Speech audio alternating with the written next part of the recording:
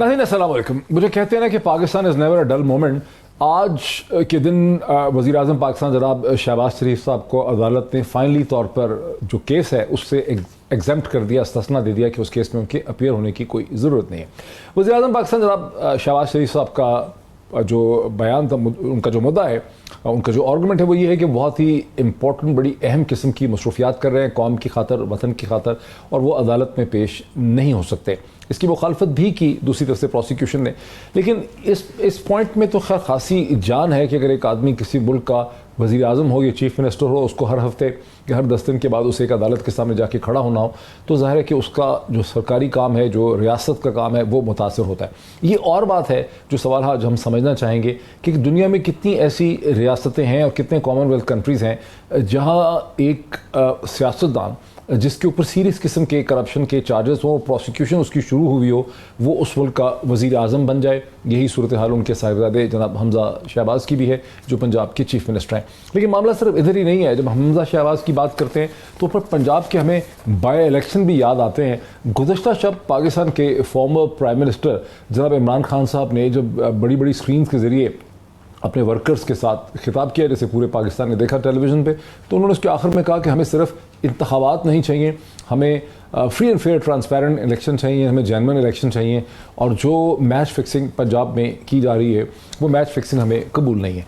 ये कह तो उन्होंने दिया, लेकिन इस मैच फिक्सिंग को रोकने के लिए जिसकी खबरें मसलसल हमारे कानों में पहुँच रही हैं, तहरीक इंसाफ और इमरान खान जो है वो कर क्या रहे हैं, हमें तो कुछ समझ नहीं आ रहा कि कुछ कर भी रहे हैं। कोई लाहे अमल, कोई हिकमत अमली जो है वो तहरीक इंसाफ के पास है। तो क्या तहरीक इंसाफ सिर्फ स्टेटमेंट्स दे सकती है, ट्विटर के ऊपर लड़ाई कर सकती है, लोगों को बार बार घरों से निकाल सकती है? क्या उसके पास कोई लीगल पॉलिटिकल स्ट्रेटजी भी है? ये भी हम बात करेंगे तहरीक इंसाफ के रहनुमा से। मुझे ज्वाइन कर रहे हैं पाकिस्तान तहरीक इंसाफ के रहनुमा जनाब सेनेटर ओन अब्बास भुप्पी साहब, जो कि अब सदर्न पंजाब के प्रेसिडेंट भी हैं।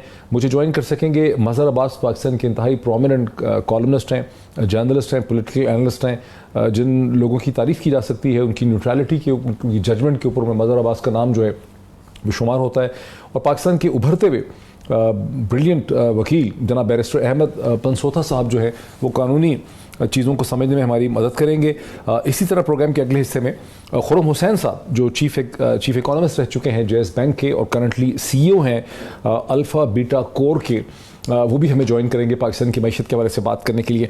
तो मैं अब डिस्कशन का आगाज़ अगर मैं क्विकली कर सकूं, मज़हर अब्बास साहब से कर लेते हैं। मज़हर अब्बास साहब, ये बताइए कि कोई और आपने कभी किसी मुल्क की ऐसी नज़ीर सुनी जहाँ पर एक सियासतदान हो जिसके ऊपर इतने सीरियस किस्म के चार्जेस हो, बाकायदा प्रोसिक्यूशन हो, नहीं इल्ज़ामात ना हो? ये तो मैंने सुना है कि इल्ज़ाम, अगर एक प्राइम मिनिस्टर हो, प्रेसिडेंट हो, उसके ऊपर इल्ज़ाम लग जाए तो प्रोसिक्यूशन को डिले कर दिया जाता है कि जब तक इसका, जैसे कि इसराइल में हुआ था अहद ओलमर्ट के साथ, जब उनके वो प्राइम मिनिस्टर थे, करप्शन के इल्ज़ामात लग गए, बाद में वो प्राइम मिनिस्टर नहीं थे तो फिर वो जेल में भी गए 9 माह के लिए। लेकिन आपने ऐसा सुना है कि कोई पॉलिटिशियन जिसके ऊपर बहुत ही संगीन किस्म के इल्ज़ामात हों वो प्राइम मिनिस्टर बन जाए किसी मुल्क का? शुक्रिया मोहित। देखिए, अगर मिसाल है भी तो हमें नहीं वो मिसाल कायम करनी चाहिए। मैं तो ज़ाती तौर पे समझता हूँ कि अगर आप पे कोई सीरियस केस है, चाहे वो गलती बनाया गया हो, तो जब तक आप उसे क्लियर करके ना आएँ तो वो मुनासिब नहीं होता।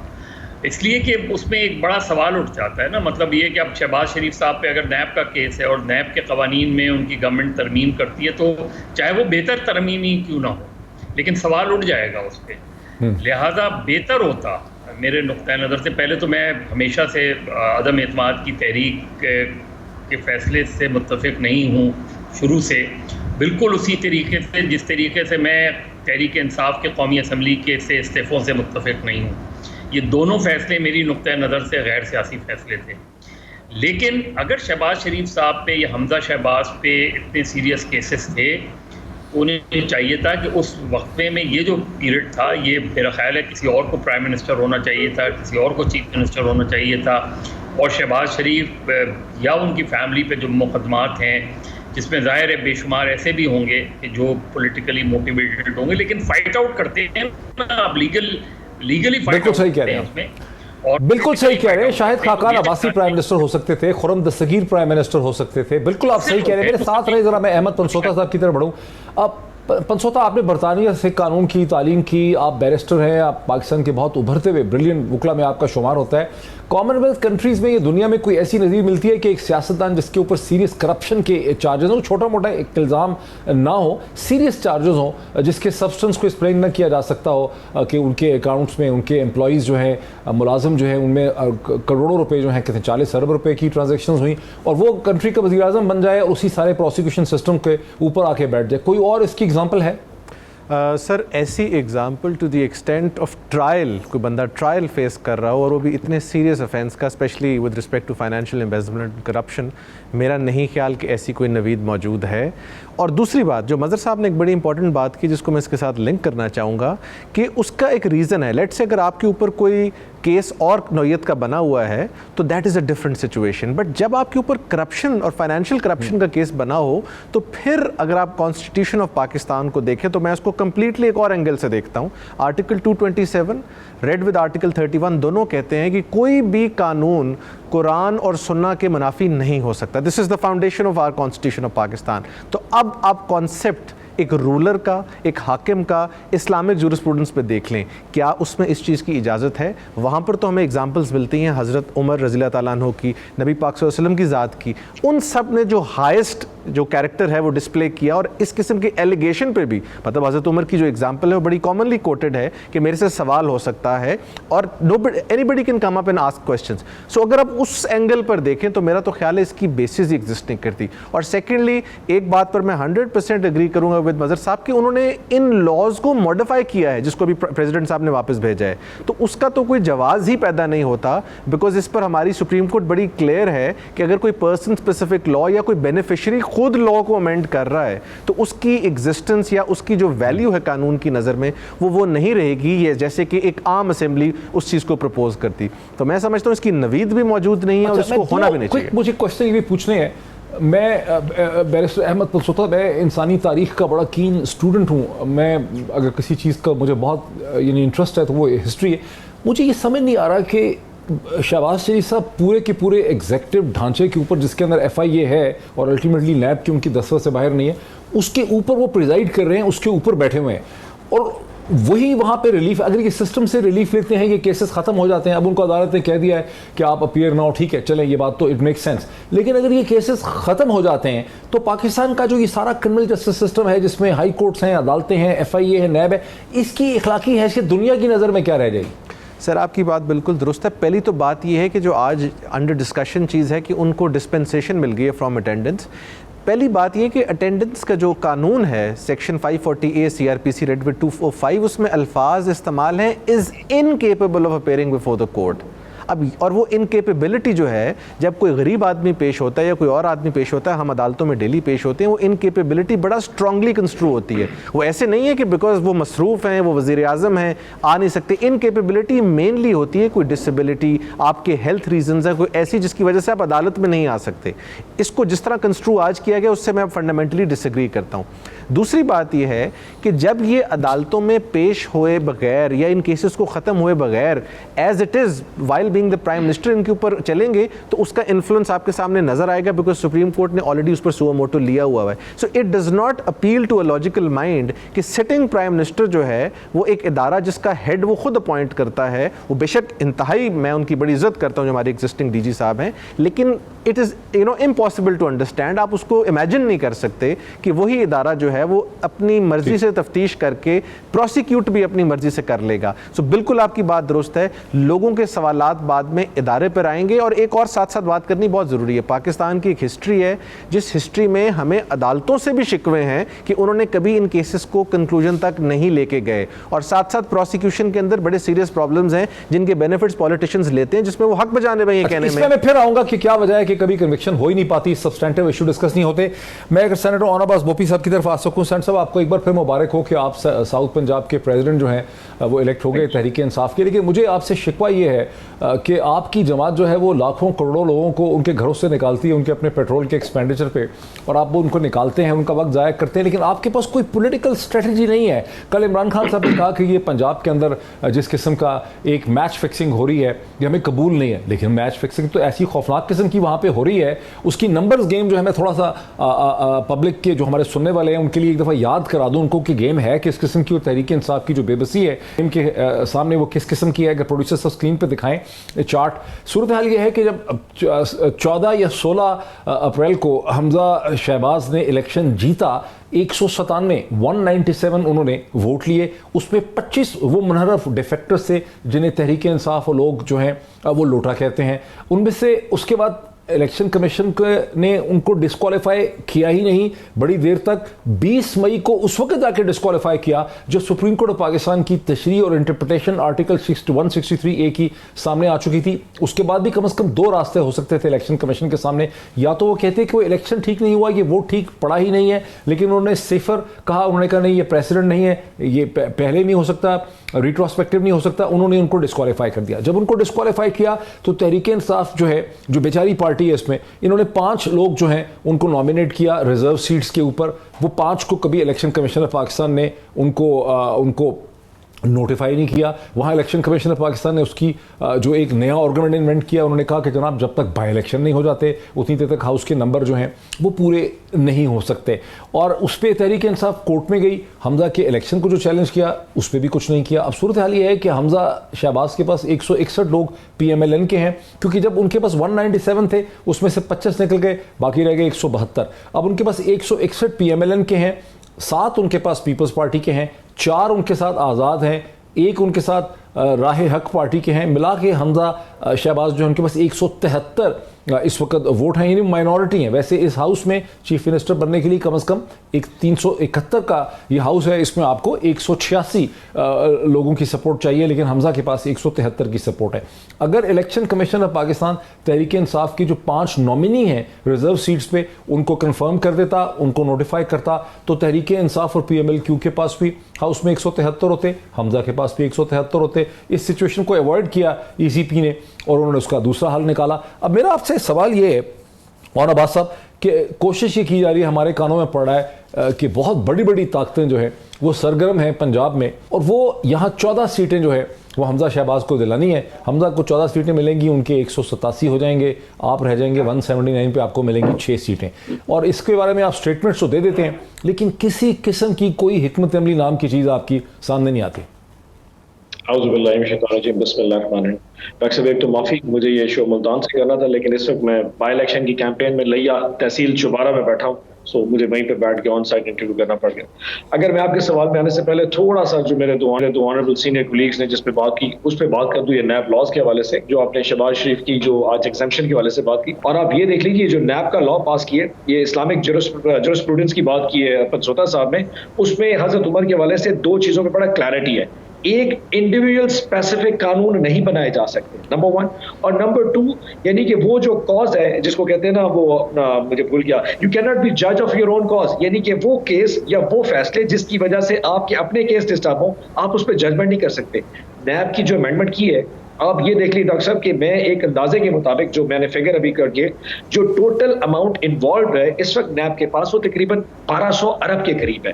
ये जो नैब का अमेंडमेंट लॉ है जिसको सदर पाकिस्तान ने रिजेक्ट किया है और आज एक कानून बना दिया गया है, तकरीबन 800 से 1000 अरब माफ कर दिया गया, यानी कि स्टेट की जो लायबिलिटी थी अगेंस्ट द क्रिमिनल्स वो आज उसको डिलीट कर दिया, उसको एग्जेम्प्ट कर दिया गया। यानी कि डॉक्टर साहब ऐसा है कि आपने किसी से 800 अरब देना हो और उसमें से 600 अरब माफ कर दिया जो, तो आप नहीं छोड़ेंगे, लेकिन स्टेट ने जो पैसे लेने थे वो आज माफ कर दिए, क्योंकि जिन लोगों ने देने थे उन्होंने खुद कानून बना दिया। सो जिस मुल्क में कानून बनाने वाले अपने लिए कानून बना रहे, लेकिन नजीर तारड़ साहब मेरे ख्याल लॉ मिनिस्टर ये फरमा रहे थे कि जो तरमीम की गई है नैब के कानून में, वो इमरान खान और तहरीक इंसाफ भी यही वाली तरमीम करना चाह रहे थे। ये बहुत ही गलत स्टेटमेंट है, बहुत ही झूठी स्टेटमेंट है। आजम तारड़ साहब ने पता नहीं कहां से कह दिया, जब इमरान खान साहब को फैटफ के लॉस के मैं आपको टुकड़ा सुना देता हूं, सुनाई जी प्रोड्यूसर साहब आजम तारड़ साहब क्या कह रहे थे, मैंने तो कुछ इसी किस्म की मिलती जुलती चीज सुनी। 85% तरामीम वो हैं जो कि इनके उन 2 ऑर्डिनेंसेस में हैं। इमरान खान साहब ने 20 दफ़ा ये टीवी पे बैठ के फ्लोर ऑफ द हाउस पे कहा कि अगर आपने इस मुल्क को चलाना है तो अकाउंटेबिलिटी लॉज को तब्दील करना है। आप इसे NRO का नाम देते हैं, NRO ये आपके लिए है। मैं कंपैरेटिव टेबल कल आपको पेश कर दूंगा, मेरे साथ बैठिएगा। ये मनोवन वो चीज़ें हैं जो फाइन ट्यूनिंग्स की गई हैं, इसमें वो मुतालबात थे जो लोगों ने किए, और वो मुतालबात वो सजेशंस थे जो अदालतों ने दी। सेनेटर नवाज ओपी साहब, आपके कोलीग हैं, सेनेटर हैं आजम नज़ीर तारड़ साहब, और वो फरमा रहे हैं कि एनआरओ आप लोगों ने ले लिया यहाँ पे। डॉक्टर साहब, आजम तारड़ भी तो मरियम सफदर अवान की रिप्रेजेंटेटिव है, तो जिस किस्म की सच्ची और सदाकत की वो हकदार है, उसी तरह ये भी बोल रहे हैं। जो ड्राफ्ट प्राइम मिनिस्टर को फैटफ के बायलॉज के हवाले से प्रेजेंट किया गया था, उसमें ये सारी चीजें थी। जो ड्राफ्ट कानून बनाने के लिए असेंबली में पेश किया था, उसमें से कोई एक स्पेसिफिक चीज नहीं थी। मतलब आप ये बताएं, हम इस तरह की अमेंडमेंट डॉक्टर साहब क्यों करेंगे जिसके नतीजे में मरियम नवाज शरीफ या शहबाज शरीफ या हमजा या इवन के साद रफीक को सबको इसमें कानून में से इजाजत मिल जाए? मतलब हम ऐसे स्पेसिफिक लॉज कैसे बना सकते हैं? यानी कोई अकल आप क्या अमेंडमेंट करना चाहते थे? हम क्या, हमारा डॉक्टर साहब बड़ा सिंपल सा था। उन्होंने उसमें कुछ ऐसी स्पेसिफिक थी जिसकी वजह जैसे ब्यूरोक्रेसी का था या फेडरल गवर्नमेंट के लॉज थे कि जी फेडरल गवर्नमेंट अगर कोई डिसीजन करती है पूरी मिनिस्ट्री और उसके नतीजे में कोई ऐसी गलती हो जाती है तो कैबिनेट के ऊपर नहीं आ सकता, या ब्यूरोक्रेसी उसको कह रही थी कि जी हम डिसीजन करते हैं, हम के ऊपर लॉ, हमारे ऊपर ऐसा ना कोई नैब के केसेस बन जाए जो बड़े, यानी कि जिसकी वजह से गवर्नमेंट मशीनरी को प्रॉब्लम था। सिर्फ वो स्पेसिफिक लॉज पे बात हुई। मैं आपको वो ड्राफ्ट, ब्रिगेडियर मुसद्दिक साहब हमारे SAPM थे, मैंने इत्तफाकन आज शाम को उनसे वैसे ही बात की तो मैंने उससे वो ड्राफ्ट भी मंगा लिया कि ब्रिगेडियर साहब हमें ड्राफ्ट दिखाइए जो लॉ बनना था, उसमें कोई ऐसी अमेंडमेंट मौजूद नहीं जिसका आजम तारड़ साहब जिक्र कर ले। हमारा तो सिर्फ ये था कि अगर गवर्नमेंट की मशीनरी को कहीं को प्रॉब्लम आ रहा है उन लॉज को अमेंड, अदरवाइज ये लॉ अमेंड करके अगर मरियम नवाज शरीफ या हमजा या शहबाज शरीफ को एग्जेम्पशन देनी थी तो हमें, मतलब ये कौन सी अकल वाली बात है जो हम करने जा रहे थे। बट हैविंग सेड दैट, आप इनको देखिए कि सदर पाकिस्तान ने रीजनिंग के साथ रिजेक्ट किया जो इन्होंने, जिसको आज कानून बना दिया। अब आपने एक सवाल पूछा पंजाब का, आपको पता है इलेक्शन कमीशन ने हमें तो रिजेक्ट कर दिया कि वो जो 5 रिजर्व सीटें हैं वो बाई इलेक्शन के बाद देखेंगे, हत्ता कि कानून में स्पेसिफिकली लिखा हुआ है कि जनरल इलेक्शन की बेस के ऊपर हर पॉलिटिकल पार्टी को रिजर्व सीटें मिलेंगी। हमने जब इस वक्त लाहौर हाईकोर्ट अप्लाई किया 10-10 दिन की पेशी मिलनी शुरू होगी। अब इस बात के ऊपर डॉक्टर साहब मैं कहां पे रोना रहूं, मतलब अगर कोर्ट्स 15-15 दिन की पेशी दें और 17 जुलाई की डेट गुजार लें और उसके बाद जिस किस्म की इस वक्त ये मशीनें इस्तेमाल कर रहे हैं, डॉक्टर साहब परसों को शबीर गुज्जर के जो बेटे को फायरिंग की है जौहर टाउन, वो तो एक वाकया है। अभी इस टॉक शो से 10 मिनट पहले हमारा एक कैंडिडेट है मौजम जतोई PP272 मुजफ्फरगढ़, उसके ऊपर अभी 300 और पता नहीं कौन सा केस कर दिया, अभी FIR दर्ज कर दी है। सो इस तरीके से तो यकीनन यहाँ पे फ्री एंड फेयर का इलेक्शन भी नजर नहीं आ रहा। मुझे आपसे हमदर्द है, लेकिन मेरा सवाल आपसे ये था कि आखिर आप इतनी बड़ी सियासी जमात हैं, आपके पास कोई इलाही अमल और पॉलिटिकल स्ट्रेटजी होनी चाहिए। एक ब्रेक के बाद मजीद इस पर बात करते हैं आफ्टर द ब्रेक। नाज़रीन, वेलकम बैक। डिस्कशन को लेकर चलते हैं मज़हर अब्बास साहब की तरफ। मज़हर अब्बास साहब, मैं अगर बन जाऊं एक्यूज़र या प्रोसिक्यूटर और आप बन जाएं जज और सेनेटर ओन अब्बास जो हैं वो हों डिफेंडेंट, तो हमारा इल्ज़ाम ये है कि PTI के पास, PTI लोगों को निकाल लेती है, लाखों करोड़ों लोगों को निकाल लिया गुज़िश्ता 10 हफ्ते में, लेकिन PTI के पास कोई पॉलिटिकल स्ट्रेटजी नहीं है। पंजाब की अरिथमेटिक को नंबर गेम देखें, अजीब अजीब किस्म की चीज़ें कर रहे हैं, पूरी इंतज़ामिया जो है उन्होंने कंट्रोल की हुई है, लेकिन PTI के पास कुछ है ही नहीं आग से काउंटर स्ट्रेटजी। देखिए मुझे PTI की पॉलिटिक्स इसलिए कंफ्यूज लगती है इस हिसाब से कि पहली चीज़ ये कि आपने अपना पूरा नैरेटिव क्या बिल्ड किया था कि ये इम्पोर्टेड हुकूमत। अब अगर इम्पोर्टेड हुकूमत है और उसके ख़िलाफ़ आपने कौमी असम्बली से इस्तीफ़ा दे दिया, क्यों सिर्फ कौमी असम्बली से क्यों इस्तीफ़ा दिया? सदर मुमलिकत अपनी जगह क्यों बैठे रहे? सूबाई असम्बलियाँ अपनी जगह क्यों बैठी रहीं? सूबाई हुकूमत अपनी जगह क्यों बैठी रही?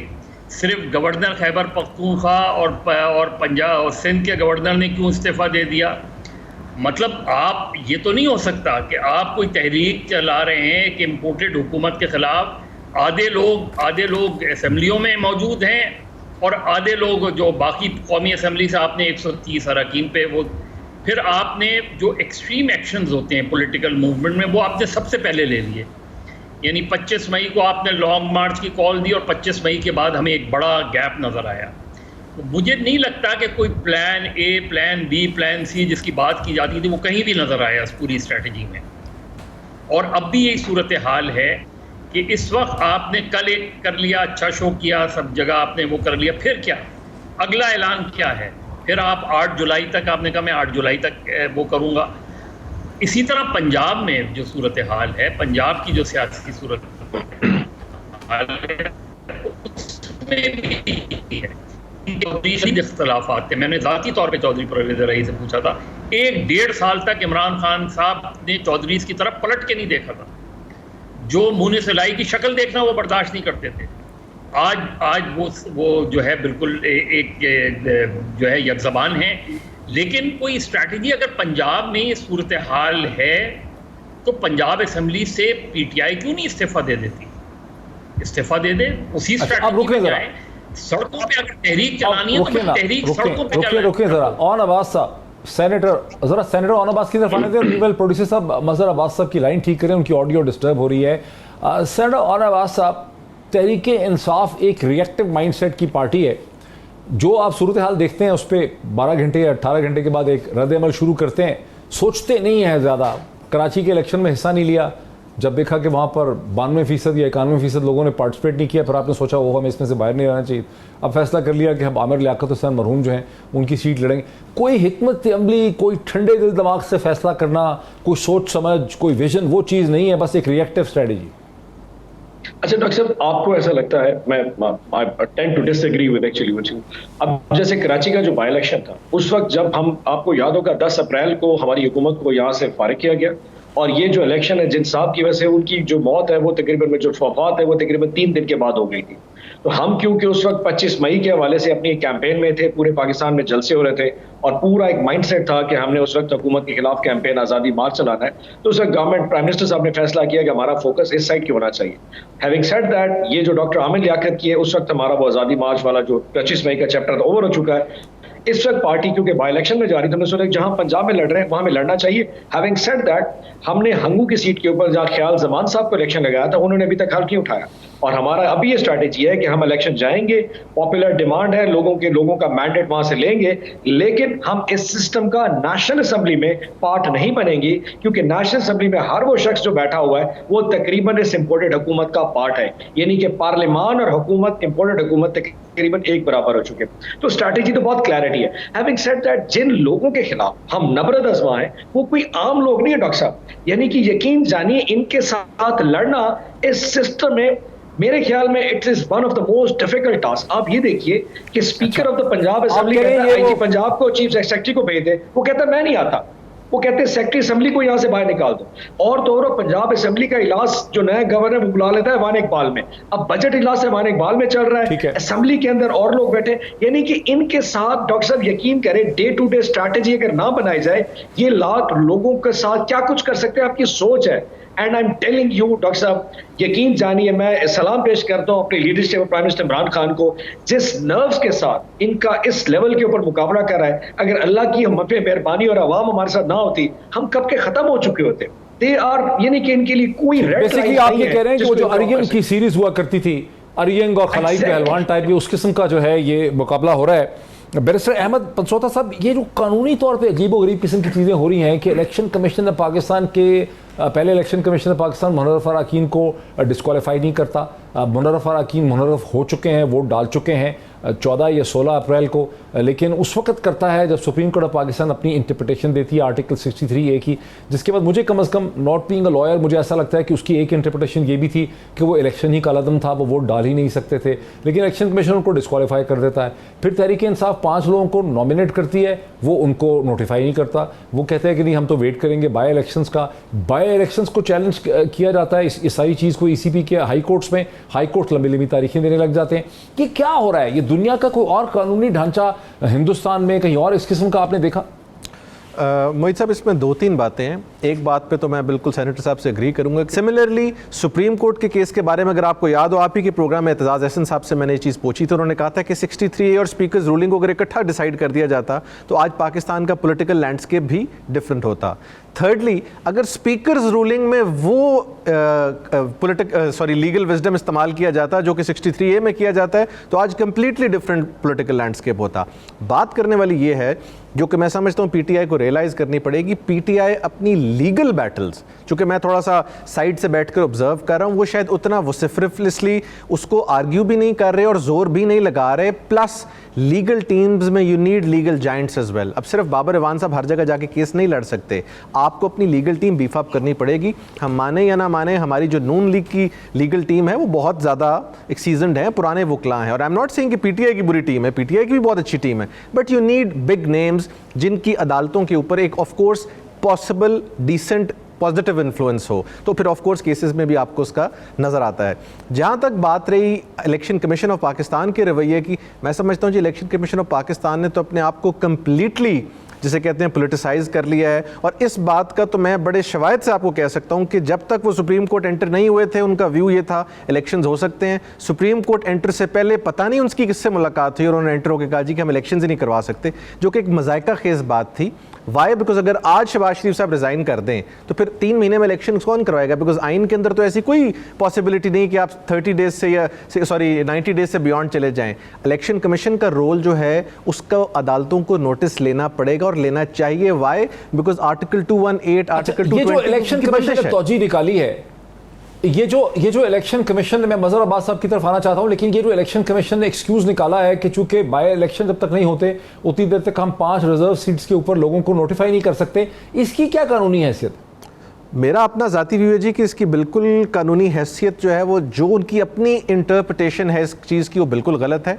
सेनेटर साहब जो बात कर रहे थे वो बिल्कुल दुरुस्त है, बिकॉज इस वक्त गवर्नमेंट तो एग्जिस्ट कर रही है। सो आपने उनको उनकी सीट्स के अगेंस्ट 5 मेंबर्स देने हैं। देखें, election commission of Pakistan technical खेल रही है विद पाकिस्तान तहरीक इंसाफ, जो कि पाकिस्तान तहरीक इंसाफ समझ रही है बट शायद उस तरह रिएक्ट नहीं कर रही जिस तरह रिएक्ट करना चाहिए। और किस तरह रिएक्ट करना चाहिए उसके लिए हम दफ्तरों में बैठ के उसमें हम दफ्तरों में बैठ के फीस लेते हैं, तब बताएंगे सेनेटर साहब को। जरा रुके मेरे साथ, जरा मुझे आने दीजिए मजहर अब्बास साहब की तरफ। मजहर अब्बास साहब, इलेक्शन कमीशन ऑफ पाकिस्तान जो है वो इतना एक मतनाज़े हो गया है, इसी चीज़ को देख लें कि 5 लोगों को नॉमिनेट कर दिया उन्होंने। अगर वो 5 को नोटिफाई कर रहे थे तो पंजाब में दोनों तरफ 173 होते और हमजा के पास सिर्फ 173 है, लेकिन इलेक्शन कमीशन ने हमजा को बचाने की यही समझ आती है उसको किया ही नहीं। तो इलेक्शन कमीशन की क्या क्रेडिबिलिटी रह गई है पाकिस्तान में बाय इलेक्शन करवाने की, जो भी 20 हो रहे हैं, ये जनरल इलेक्शन करवाने की, क्या है ये? मोहित, पहली चीज ये कि कभी रही है क्रेडिबिलिटी, और प्रॉब्लम यह है कि आप खुद ही ऐसा इलेक्शन, मतलब इलेक्शन कमीशन कोई ऊपर से तो नहीं आता, यही लोग बनाते हैं ना इलेक्शन कमीशन, यही लोग तो लेकर आते हैं, चुनते हैं चेयरमैन इलेक्शन कमीशन को, नॉमिनेट यही बैठ के तो करते हैं सारे। ये मौजूदा चेयरमैन इलेक्शन कमीशन को लाने वाला कौन था? ये एक चीज़ है। लेकिन मैं ऑन साहब से इंतहाई जो है बहुत अच्छा आर्गूमेंट करते हैं, लेकिन ये आर्गूमेंट उनका लगता नहीं है मुझे कि जो कौमी असम्बली से इस्तीफ़ा इसलिए दिया कि वहाँ वो लोग बैठे हैं जो इम्पोर्टेड हैं। तो सेनेट में कौन लोग बैठे हैं? सेनेट में कोई नॉन इम्पोर्टेड लोग बैठे हैं क्या? सेनेट में प्राइम मिनिस्टर नहीं सेनेट में खुद बैठे हुए हैं क्या? सेनेट ऑन अब्बास, यही मैं कह रहा हूँ ना। तो सेनेट वही लोग सेनेट में भी बैठे हुए हैं, यानी उसी पार्टी के लोग, उसी गवर्नमेंट के लोग। मिनिस्टर से सवाल नहीं करते क्या आप लोग उधर सेनेट में? अच्छा, इसका तो जवाब ले लेते हैं सेनेटर साहब से, लेकिन आपने ईसीपी पे कमेंट नहीं किया। लेकिन ईसीपी की जो हालात चल रहे हैं, हर फैसला ही उनका अजीबोगरीब है, इस पे आपने कोई कमेंट नहीं किया। ये लोगों को नोटिफाई ना करना रिजर्व सीट्स पे। अरे मेरे भाई, मैंने पहला कमेंट ही यही किया था ईसीपी कि ऐसे इलेक्शन कमीशन को आप बनाने वाले कौन लोग हैं? कितनी मर्तबा ये आपने ये भी कहा ना कि हमेशा से नहीं रही है। आप समझते हैं मजहर के ऐसा ही था हमेशा से इलेक्शन कमीशन के यही हालात थे? क्रेडिबिलिटी हमेशा से खराब रही है इलेक्शन कमीशन की, लेकिन बदकिस्मती से यही पॉलिटिशियंस लेकर आते हैं इनको। और कौन लेकर आता है? कल भी ये लाएंगे। कल जो इलेक्शन कमीशन बनेगा, आप मुझे आप कह रहे हैं कि इस इलेक्शन कमीशन की हमेशा से ये रही है, या पाकिस्तान की सारी तारीख में इलेक्शन कमीशन ही ऐसे थे? पाकिस्तान की तारीख ही यही रही है इलेक्शन कमीशन की। आप मुझे कोई इलेक्शन बड़ा चुपता हुआ है, पता नहीं आप इसका जवाब भी दे सकते हैं कि नहीं। वैसे तो सारे पाकिस्तान को अब तक पता चल चुका है, लेकिन वो ये कह रहे हैं कि इलेक्शन कमीशन भी जो है, इलेक्शन कमिश्नर भी आपने ही सिलेक्ट किए थे।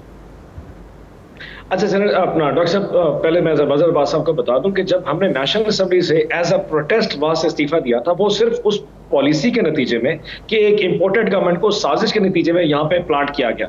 यकीन जानिए उस वक्त दिल तो हमारा भी कर रहा था, और हमने से तमाम सेनेटर से आगे प्राइम मिनिस्टर को कहा था, लेकिन प्राइम मिनिस्टर का पॉइंट ये था क्योंकि ये हरकत या ये साजिश नेशनल असेंबली में तैयार की गई है, ये वाहिद ऐसा प्लेटफॉर्म है जहां पे as a protest, as a token हमें सिंबॉलिकली यहाँ से लाजमी बाहर जाना चाहिए, अदरवाइज दुनिया समझेगी कि हम तनख्वाहों के चक्कर में यहाँ बैठे हुए। तो वो एक अपनी जगह पे मौजूद है। बात हुई जो चीफ इलेक्शन कमिश्नर की बात करें, इसमें मैं प्राइम मिनिस्टर साहब भी दे चुके हैं कि उस वक्त जिस तरीके से हमें फीड किया गया इस वक्त के चीफ इलेक्शन कमिश्नर के बारे में, क्योंकि प्राइम मिनिस्टर के पास डिफरेंट सोर्सेज होते हैं, तो एक दिखाया गया बहुत जबरदस्त ब्यूरोक्रेट है और प्राइम मिनिस्टर साहब हमेशा मेरिट पे बिलीव करते हैं, रिगार्डलेस के किसकी किससे रिश्तेदारी है, कौन किसका पर्सनल सेक्रेटरी रहा है, कौन किसका वो अपना secretary to the prime minister रहा है। प्राइम मिनिस्टर इन चीजों से हमेशा दरगुजर होकर हमेशा एक मेरिट पे फैसला करते हैं। तो उनके पास जो सोर्स उनको दिया गया उन्होंने कहा जी परफेक्टली फाइन। अब इंसान की जजमेंट किसी एक शख्स के बारे में वो ऐसा नहीं हो सकता क्योंकि इसका उससे ताल्लुक है ऐसा परफॉर्म करेगा, उसके जो स्टांस है इस वक्त चीफ इलेक्शन कमिश्नर के।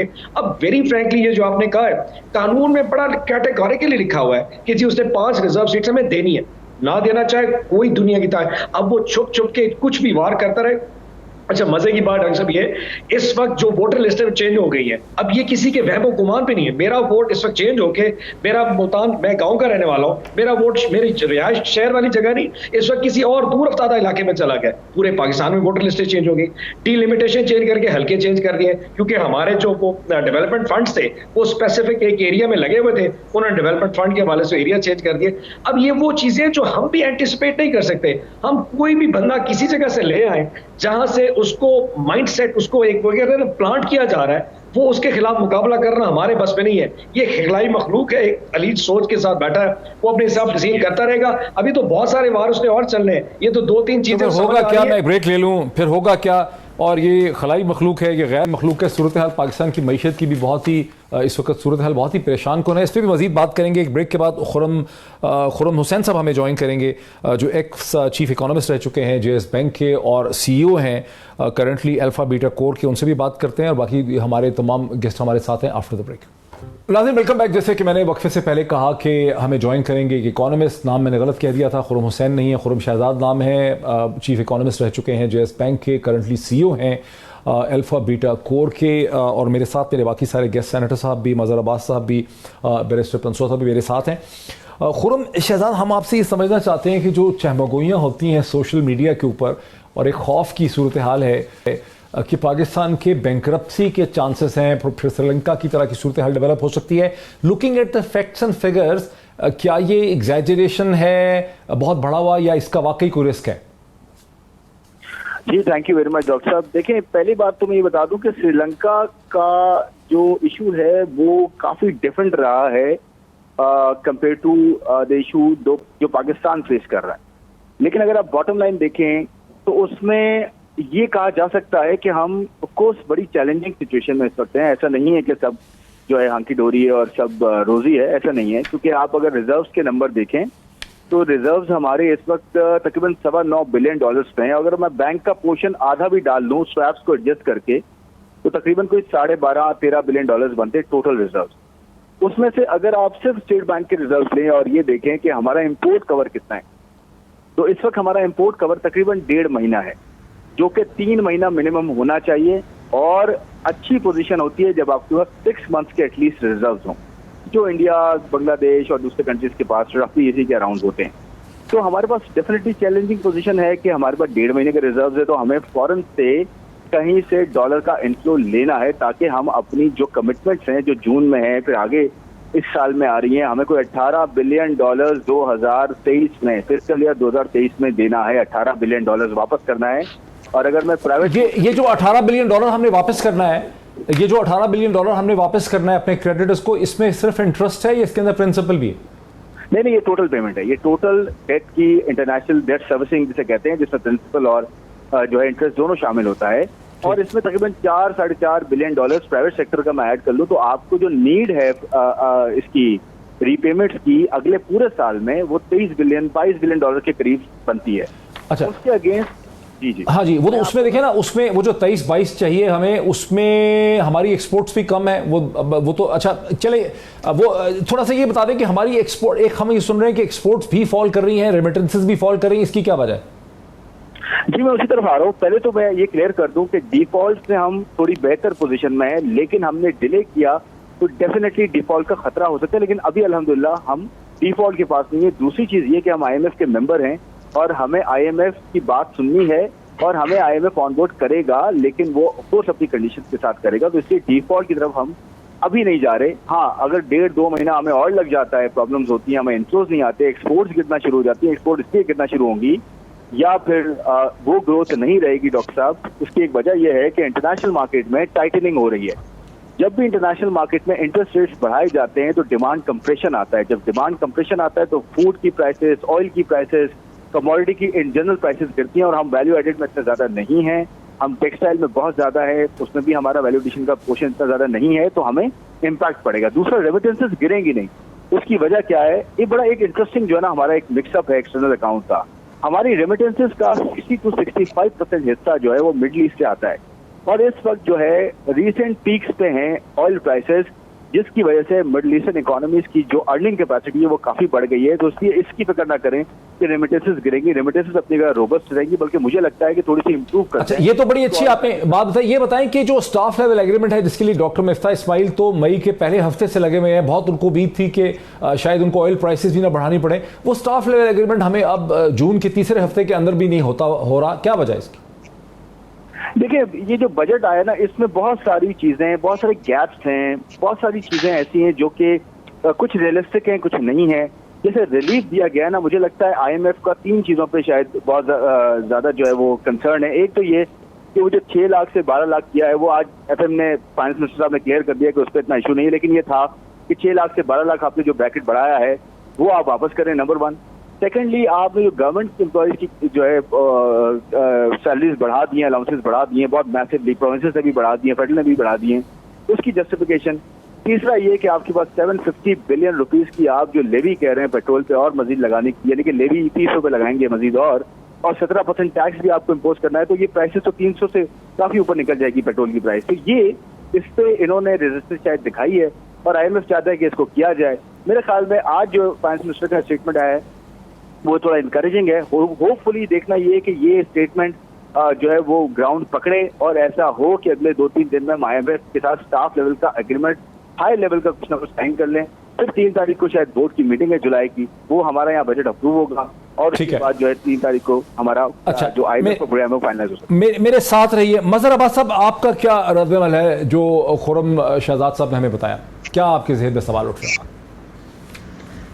जाहिर है मोहित, मैं इकोनॉमिस्ट तो नहीं हूँ, लेकिन मैं खुर्रम साहब की बातें बड़ी हौसला अफजा हैं, और मैं पहले भी मेरा नुक्ता नज़र ये था कि श्रीलंका की बड़ी डिफरेंट सिचुएशन थी। देखिए, श्रीलंका की स्ट्रेंथ टूरिज़म रही है, और पिछले चंद सालों में कोविड वगैरह की वजह से भी टूरिज़म बहुत ज़्यादा उनका नीचे गया है, और ये सारा हमारी इकोनॉमिक सिचुएशन बहुत ख़राब रही है, लेकिन उसके बावजूद भी बहरहाल मेरी अपनी हमेशा से राय रही थी कि शायद पाकिस्तान मुश्किल से डिफ़ॉल्ट में जाए।